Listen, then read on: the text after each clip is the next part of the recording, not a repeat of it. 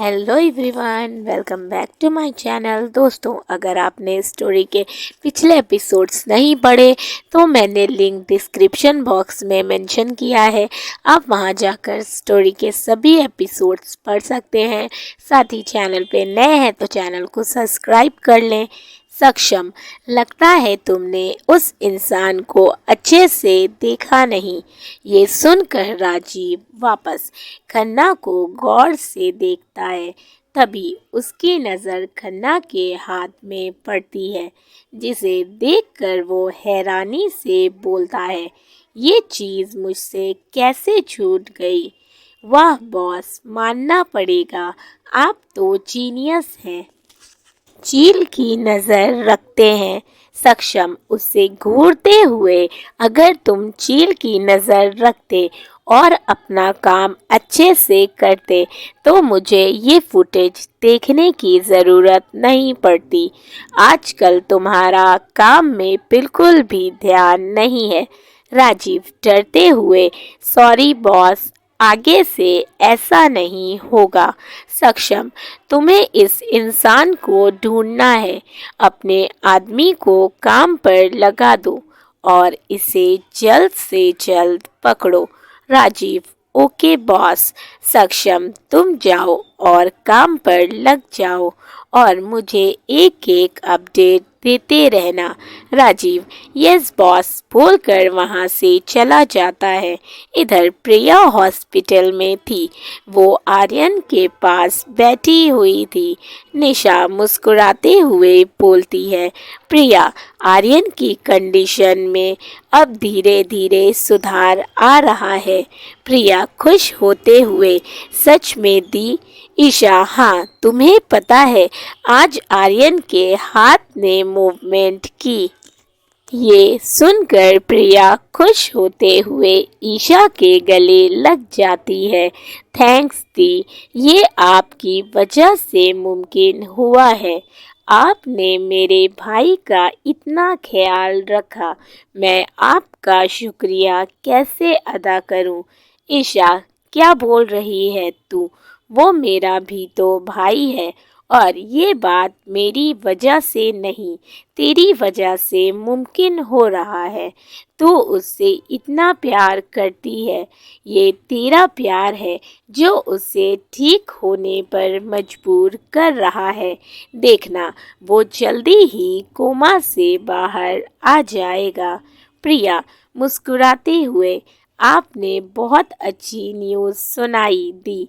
इसका मतलब मेरा भाई जल्दी ही ठीक हो जाएगा। वो कोमा से बाहर आ जाएगा और मुझसे बात भी करेगा। ईशा, हाँ प्रिया, अब ये मुमकिन है। प्रिया बहुत खुश थी ये सुनकर। इधर कबीर और निधि विवान और पंक्ति से मिलने के बाद घर के लिए निकल जाते हैं। कबीर कार ड्राइव कर रहा था। वहीं निधि के दिमाग में बहुत सारे सवाल थे। वो कबीर से पूछती है, लेकिन वो सोच रही थी कि पूछूं या ना पूछूं। दरअसल निधि इनके कॉलेज में नहीं पढ़ी थी। उसने किसी और कॉलेज से अपनी स्टडी कंप्लीट की हुई थी। इनके कॉलेज में एक पार्टी थी। उस पार्टी में कबीर निधि को साथ लेकर आया था। उसी वक्त कबीर ने विवान और पंक्ति से उससे मिलवाया था। इसीलिए निधि को विवान और पंक्ति के नाराज़गी की वजह नहीं मालूम थी। कबीर निधि के चेहरे के एक्सप्रेशन को देखते हुए बोलता है, क्या हुआ निधि, तुम मुझसे कुछ पूछना चाहती हो? निधि, हाँ, वो एक्चुअली मैं। कबीर, आई नो कि तुम विवान और पंक्ति के बारे में जानना चाहती हो ना?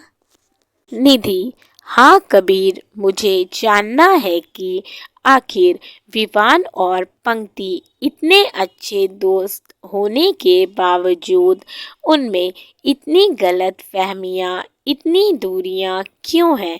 कबीर, सही कहा तुमने, वो दोनों बहुत अच्छे दोस्त हैं, पर जब दोस्ती में प्यार आ जाता है तो ये दोस्ती डगमगाने लगती है और इनके अलावा गलतफहमी भी बहुत बड़ी वजह बन जाती है रिश्ते खराब करने की। बस यही हुआ इन दोनों के बीच। निधि, मुझे जानना है कबीर। कबीर, ठीक है, मैं तुम्हें बताता हूँ कि इनकी दोस्ती में दरार क्यों पड़ी। पंक्ति, विवान और मैं, हम तीनों कॉलेज में फ्रेंड थे। पंक्ति तो पहली नज़र से ही विवान को पसंद करती थी, पर उसने ये बात कभी विवान को नहीं बताई, इस डर से कि कहीं ये दोस्ती ना टूट जाए। लेकिन मुझे ये बात पता थी। मैंने उसे बोला कि वो एक बार विवान से बात करे। वो बस सही समय का वेट कर रही थी।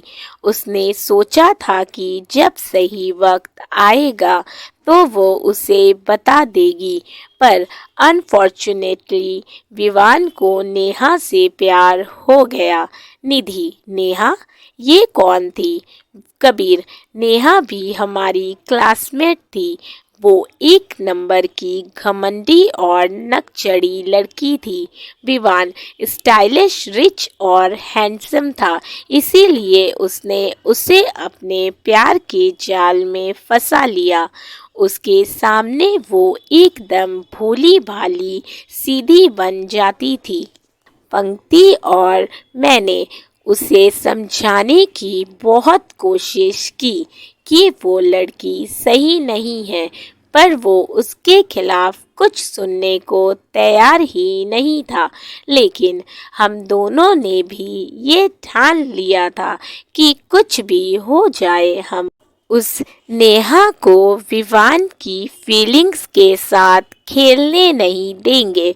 लेकिन फिर मुझे भी कुछ दिनों के लिए अर्जेंटली अब्रॉड जाना पड़ा किसी कारण से।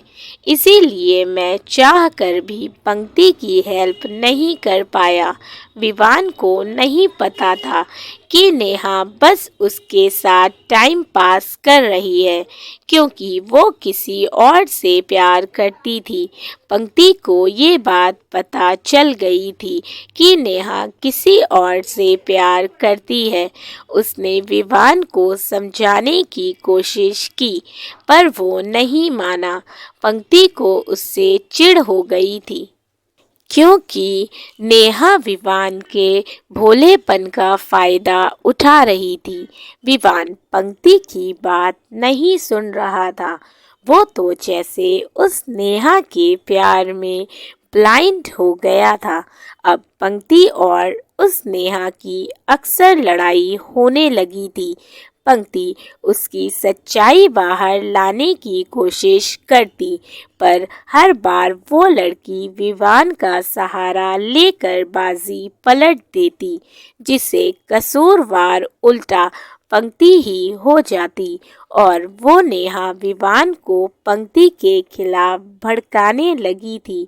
पर कहीं ना कहीं विवान इन सब बातों को इग्नोर कर देता, क्योंकि पंक्ति उसकी अच्छी दोस्त थी। लेकिन पंक्ति और नेहा की हमेशा किसी न किसी बात पर लड़ाई होती, जिससे विवान फ्रस्ट्रेट हो चुका था। पंक्ति ने बहुत कोशिश की नेहा की सच्चाई विवान के सामने लाने की, पर कोई फायदा नहीं हुआ।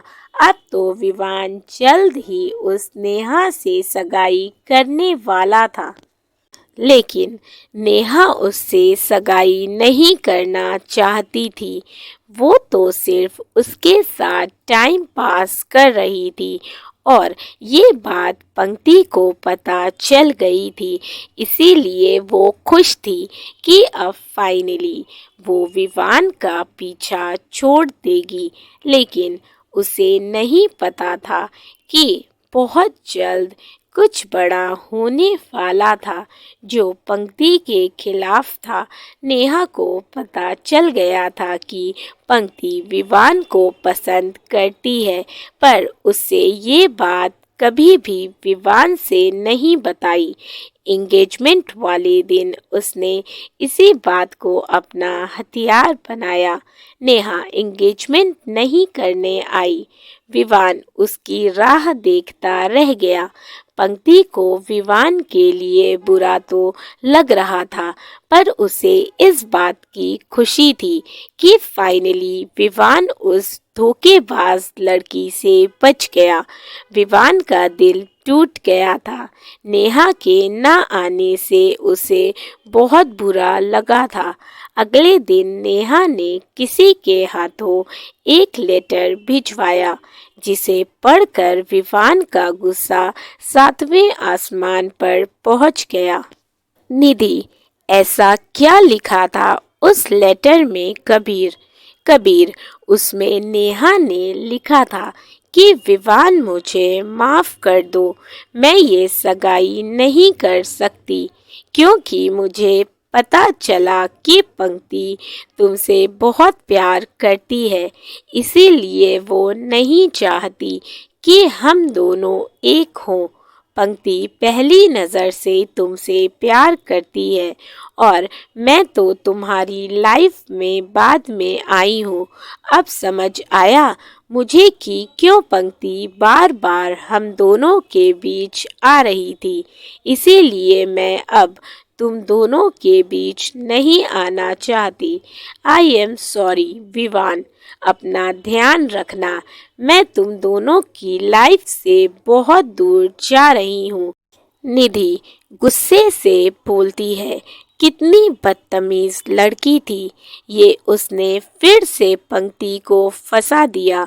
कबीर, हाँ निधि, वो लेटर पढ़कर विवान का पूरा गुस्सा पंक्ति पर उतर गया। उसने गुस्से में पंक्ति से पूछा कि पंक्ति, क्या ये सच है? क्या तुम मुझसे प्यार करती हो? पंक्ति थोड़ा डर जाती है, लेकिन उसने इस बार कुछ नहीं छुपाया, बल्कि उसे बता दिया कि वो उससे प्यार करती है। लेकिन उसने उसे समझाने की कोशिश की कि नेहा ने ये सब जानबूझकर किया है। वो ये सगाई नहीं करना चाहती थी, इसीलिए ये सारा ड्रामा कर रही है। वो मुझे तुम्हारी नज़रों में गलत साबित करना चाहती है। लेकिन विवान ने उसकी बातों पर भरोसा नहीं किया। उसने उसकी एक नहीं सुनी। विवान को लगा कि पंक्ति की वजह से नेहा उसे छोड़कर चली गई। इसी बात को लेकर विवान अब तक उससे नाराज है, जबकि पंक्ति उसे हमेशा विवान की फिक्र रहती है। वो गलत ना होने के बावजूद उसे मनाने की कोशिश करती रहती है, लेकिन विवान उसका तो गुस्सा जैसे शांत होने का नाम ही नहीं ले रहा और ना ही शांत हुआ। वो उससे नाराज ही है। पर आज पंक्ति को विवान के घर देखकर मुझे अच्छा लगा। शायद साथ रहने से विवान की नाराजगी दूर हो जाए। निधि, आई विश कि ऐसा ही हो।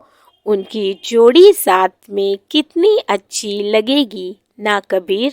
कबीर, हाँ निधि, काश की विवान पंक्ति की फीलिंग्स को समझे। वो उससे बहुत प्यार करती है। निधि, हाँ कबीर, वो सच में बहुत प्यारी है। लेकिन कबीर, वो नेहा वो कहाँ गई?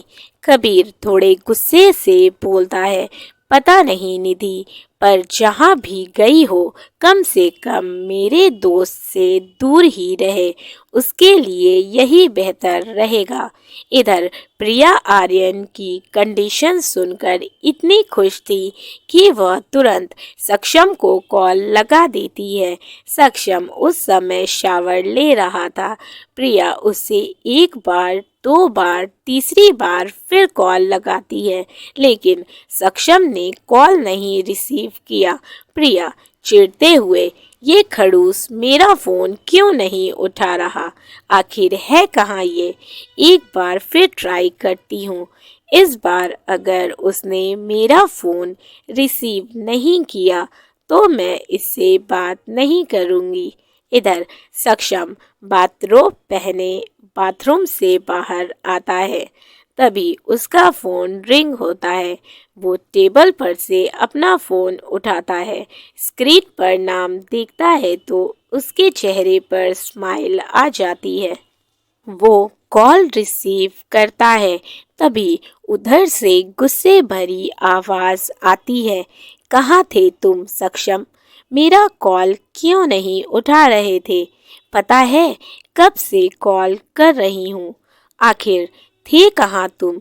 सक्षम शावर ले रहा था। वैसे मुझे नहीं पता था कि तुम्हें मेरी इतनी याद आ रही है। पता होता तो मैं तुम्हारे घर ही आ जाता। प्रिया चुप करो तुम। मुझे तुम्हारी कोई याद व्याद नहीं आ रही थी। वो तो मैं आज इतनी खुश थी इसीलिए तुम्हें कॉल लगा दिया।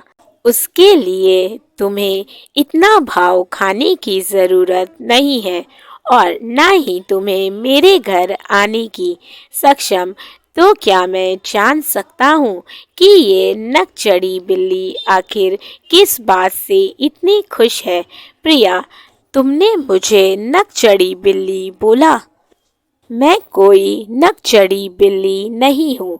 मैं तो एक प्यारी सी क्यूट सी लड़की हूँ। लेकिन तुम्हें क्या पता हीरे की परख सिर्फ जौहरी को होती है। सक्षम के चेहरे पर मुस्कान आ जाती है। सक्षम मेरे ख्याल से तुम मुझे कुछ बताने वाली थी। प्रिया अरे हाँ मैं तो भूल ही गई। तुम मेरी खुशी की वजह तो पूछो। सक्षम तुम ही बता दो। प्रिया तुम्हें पता है आज आर्यन के हाथ में मूवमेंट हुई। इशादी ने बताया कि उसकी कंडीशन में सुधार हो रहा है। अब मेरा भाई जल्दी ही कोमा से बाहर आ जाएगा। मैं बहुत खुश हूँ सक्षम। सक्षम ये तो सच में गुड न्यूज़ है। प्रिया है ना गुड न्यूज़? मैं इतनी खुश हूँ कि मैं बता नहीं सकती। वो सक्षम से बहुत देर तक बातें करती है। सक्षम मुस्कुराते हुए उसकी सारी बातें सुन रहा था। कुछ देर बाद बात करने के बाद सक्षम प्रिया से बोलता है, अब तुम्हारी बात हो गई हो तो मैं अपने कपड़े पहन लूँ। कब से बाथरोब पहने बैठा हुआ हूँ। प्रिया क्या तुमने अभी तक कपड़े नहीं पहने? सक्षम नहीं, जब से बाथरूम से बाहर आया हूँ तब से तुमसे ही तो बात कर रहा हूँ। तुमने मुझे पहनने का मौका ही कहाँ दिया। प्रिया चिढ़ते हुए ओके ओके जाओ पहन लो, बाद में कॉल करती हूँ बाय। सक्षम मुस्कुराते हुए फ़ोन टेबल पर रख देता है और क्लोजेट रूम की ओर चला जाता है। दोस्तों अगर आपको स्टोरी अच्छी लगी हो तो वीडियो को ज़रूर लाइक कर दें। चैनल पे नए हैं तो चैनल को सब्सक्राइब कर लें। साथ ही स्टोरीज़ को शेयर कर दिया करें। अपने फीडबैक मुझे ज़रूर दें। Thank you for watching and keep supporting. Love you all. Bye bye.